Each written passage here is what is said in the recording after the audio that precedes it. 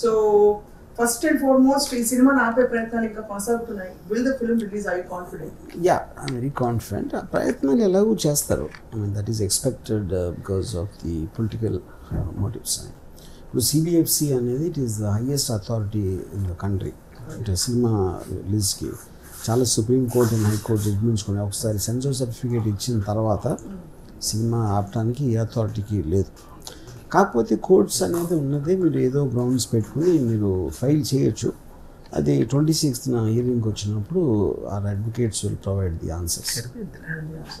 So ఉండబట్టుకోలేక last question on this topic, ఈ విషయం కేసు వేసిన వాళ్ళకి తెలియదు అంటారా? తెలుసు, కానీ కోర్టులో ఏం వేసినా కూడా మీరు ట్రై చేస్తారు.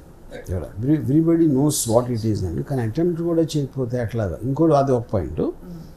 రెండోది ఆల్సో ఇది చాలా యూనిక్ కేసు. ఇది ఎందుకు యూనిక్ కేసు అంటే ఇంతవరకు హిస్టరీలో ఒక అంటే ఇప్పుడు లక్ష్మీ సెంటర్ ఉందనుకోండి, 25 సంవత్సరాల క్రితం జరిగిన ఒక ఇన్సిడెంట్ మీద తీసిన సినిమా. Historical perspective. అది కామరాజ్యం అనేది ఇట్ ఈజ్ ఒక fictional story set in this.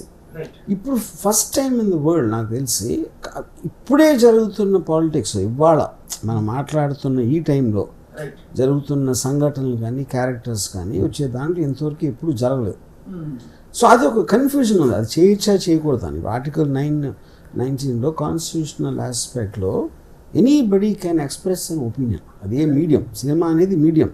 మీరు మాట్లాడచ్చు, లేకపోతే మీరు ఒక టీవీలో డిబేట్లో ఏదన్నా చెప్పచ్చు, లేకపోతే పేపర్లో రాయొచ్చు, లేకపోతే ఇండిపెండెంట్గా అక్కడ గ్రూప్తో మాట్లాడచ్చు, స్పీచ్ ఇవ్వచ్చు ఎక్కడైనా. అలాగే సినిమా తీయచ్చు. All of them will come under a free speech of N opinion of a person on something in the public domain. So that is protected under the constitution. So you are confident the film is releasing on Yes. Vijayawada వచ్చి ఈ event చేయడం ఎలా అనిపిస్తుంది మీకు? విజయవాడతో మీకున్న అనుబంధం, ఇక్కడ ఉండే పొలిటికల్ హీట్ అందరికీ తెలిసిందే. విజయవాడకి ప్రత్యేకంగా దాన్ని డిసైడ్ చేసిన కారణం ఏంటంటే eventually this is a film made on AP politics, AP political leaders, ఏపీకి సంబంధించిన ఆస్పెక్ట్ కాబట్టి దీని గురించి హైదరాబాద్ ఇంకో స్టేట్లో చేయటం అనేది కరెక్ట్ కాదనిపించింది. That is the main reason.